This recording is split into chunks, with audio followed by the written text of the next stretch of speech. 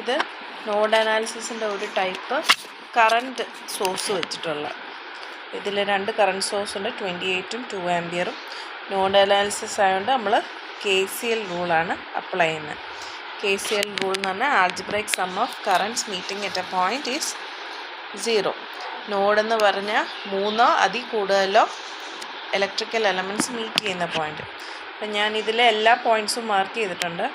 ABCDE താഴത്തെ എല്ലാം കൂടെ ചേർത്ത് ഒറ്റ ഒരു G എന്ന് പറഞ്ഞ് റെഫറൻസ് നോഡാക്കി എടുത്തു. അപ്പോൾ ഈ ABCDEക്കകത്ത് ഏതൊക്കെയാണ് നോഡ്? 3 അതിൽ കൂടുതലോ മീറ്റ് ചെയ്യുന്നത്? എയ്ക്കകത്തുണ്ടോ? ഇല്ല. ഇക്കകത്തുണ്ടോ? ഇല്ല. അപ്പം BCD ഇത് 3ആണ് നോഡ്സ്. അപ്പം 3 ഇക്വേഷൻസ് വരും. അപ്പോൾ ഇതിൽ B നോഡ് കൺസിഡർ ചെയ്യുന്നേരം എന്താ?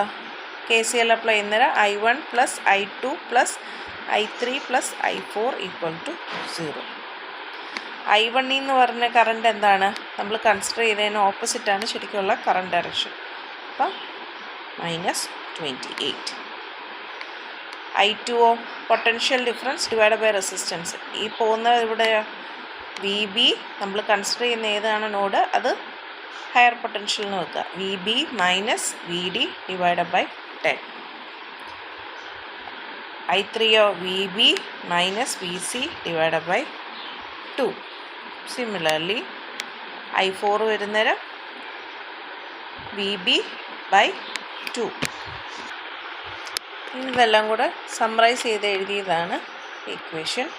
അത് കഴിഞ്ഞ് നോട്ട് C വരുന്നേരം ഏതൊക്കെയാണ് കറണ്ട് വരുന്നത്? I5 I6 നോക്കിയാൽ മതി. നോട്ട് സിയിൽ വരുന്നേരം I5 I6 I7. I5 എന്ന് പറഞ്ഞാൽ VC - VB by 2. കണ്ടോ? I6 എന്ന് പറഞ്ഞാൽ VC by 5. അതേപോലെ I7 എന്ന് പറഞ്ഞാൽ VC - VD by 1. ഇതാണ് നമ്മൾ എഴുതിയേക്കുന്നത്. അത് സമ്മറൈസ് ചെയ്ത് എഴുതിയ ഇക്വേഷനാണ് ഇക്വേഷൻ നമ്പർ 2. സിമിലർലി നോഡ് ഡിയുടെ ഇക്വേഷൻ എഴുതുക. നോഡ് ഡി കൂടെ പോകുന്നത് I8 I9 I10. ഇതെല്ലാത്തിൻ്റെയും ഇക്വേഷൻ എഴുതുക.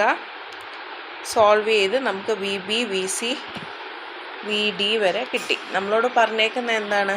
പവർ അല്ലേ? പവർ എന്ന് പറഞ്ഞാൽ നമുക്കറിയാം I² R അല്ലെങ്കിൽ V² R.